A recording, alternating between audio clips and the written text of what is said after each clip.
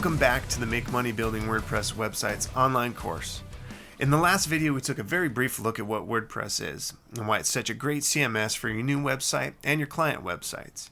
In this video, we'll take a look at WordPress themes. So what are they? Well, the foundation of a WordPress website consists of a number of PHP, HTML, CSS, and other files that make up the structure and the style of the website. These are known as the WordPress core files, and generally they're not modified when building a new WordPress website. A WordPress theme gets its styling from CSS style sheets, while the core files perform the functions of the website. There's WordPress theme developers that modify theme files and add styling or functionality to make the website's features look and work a certain way. This is called custom theme development.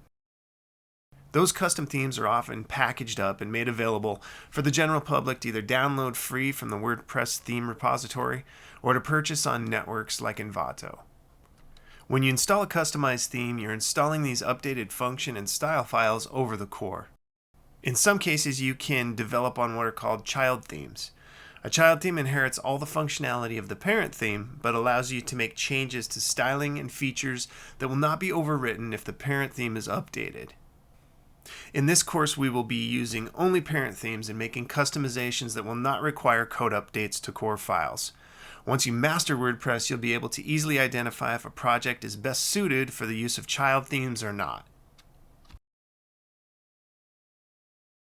It's common for people to get themes and templates mixed up. Now that you know what theme is, a template is slightly different. Templates are different in that they pertain to customized page types to be used within the theme. So let's say you're building a website where the portfolio is going to have a different layout than maybe the About Us page or the content pages. This is where a template comes into play.